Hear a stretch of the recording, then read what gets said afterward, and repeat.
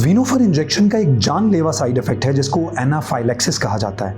Anaphylaxis क्या होता है, ये कैसे जानलेवा साबित हो सकता है, इसकी तशखीस और इलाज कैसे मुमकिन है और वीनोफर इंजेक्शन लगाते हुए कौन सी अहम बात को जहन में रखना चाहिए, आज मैं इससे मुताल्लिका बात करूँगा।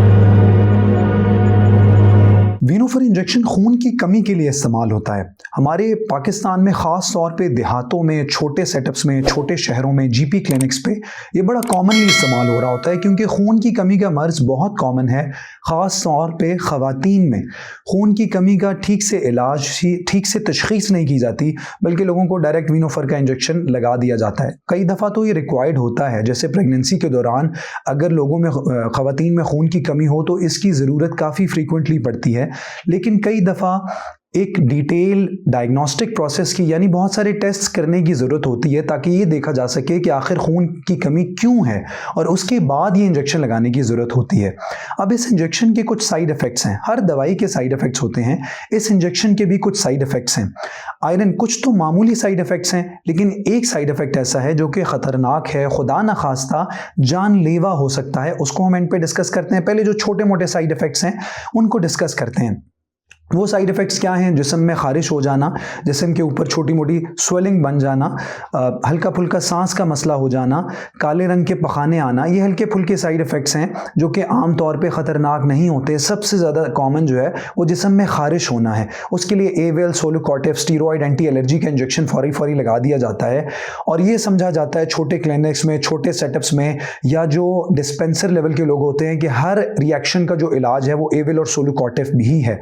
लेकिन इसका जो साइड इफेक्ट है एनाफाइलेक्सिस, वो एक सीवियर एलर्जी की सूरत है जिसमें बॉडी का ब्लड प्रेशर जो है वो बहुत ज़्यादा लो हो जाता है। इस खतरनाक हद तक लो हो सकता है कि वो जानलेवा हो जाता है। ब्लड प्रेशर लो क्यों होता है? ये जिस्म में एक ऐसा रिएक्शन करता है कि आपकी खून की शरियानें फूल जाती हैं, मोटी हो जाती हैं, जिसकी वजह से ब्लड प्रेशर 90-60 का कट ऑफ, इससे भी ज़्यादा अगर कम हो जाए तो खून, जो जिस्म में मेजर ऑर्गन्स हैं, आज़ा हैं, उनको खून की सप्लाई ठीक नहीं होती। जैसे गुर्दे हैं, जिगर है, दिल को भी जब ब्लड की सप्लाई कॉम्प्रोमाइज़ होती है और ये एक ख़ास वक्त से ज़्यादा हो जाए तो खुदा न खास्ता कार्डियक अरेस्ट या दिल के मसाइल या दिल की धड़कन के मसाइल हो सकते हैं जो कि जानलेवा हो सकते हैं। इसके अलावा ये फेफड़ों को मुतासर करेगा और फेफड़ों में सिकुड़ाव पैदा होगा और सांस की शदीद तंगी होगी। ये एनाफाइलेक्सिस के कुछ मेजर सिम्टम्स हैं, मेजर साइंस हैं, जिससे अगर वीनोफर इंजेक्शन लगाने के बाद किसी को इस तरह के साइंस, इस तरह के सिम्टम्स डेवलप हों तो उसका फौरी इलाज दरकार होता है। इसके लिए एक एड्रेनालिन के नाम से एक इंजेक्शन होता है जो कि पट्टे के अंदर लगाया जाता है इमरजेंसी सूरत में।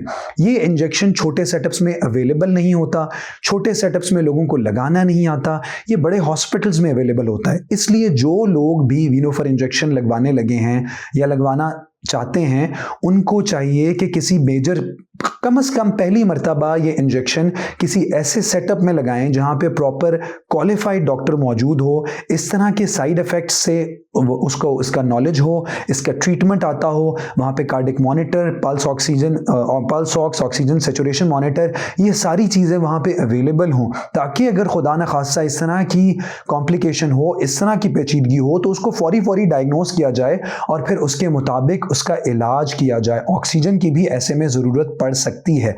अगर किसी ने एक बार ये इंजेक्शन लगा लिया है, उस पर इस तरह का साइड इफेक्ट नहीं आया, तो फिर मुमकिन है कि आइंदा भी नहीं आएगा। लेकिन फिर भी बेहतर है कि इसको घर में या छोटे सेटअप्स में ना लगाया जाए, किसी ऐसे सेटअप में लगाया जाए जहां पे प्रॉपर डॉक्टर मौजूद हो। ये एक यंग बंदा जिसको कोई प्रॉब्लम नहीं है, उसके लिए खुदा न खास्ता एक छोटी सी गफलत की वजह से जानलेवा साबित हो सकता है। इंतहाई खतरनाक साइड इफेक्ट है, हर किसी में नहीं होता। लोगों को बताना, आप सबको ये इंफॉर्मेशन देना, डराना मकसद नहीं है, बल्कि एहतियात मकसद है। बाद में जो इंसान हाथ मलता रह जाए, बेहतर है कि वक्त पे ठीक से उसका जो प्रिकॉशंस हैं वो लिए जाएं और इस तरह के साइड इफ़ेक्ट से बचा जा सके। मैं उम्मीद करता हूं कि ये वीडियो आपको फ़ायदा देगी। अगर आपको फ़ायदा दे तो और लोगों में शेयर कीजिएगा। आपका सुनने का बहुत शुक्रिया।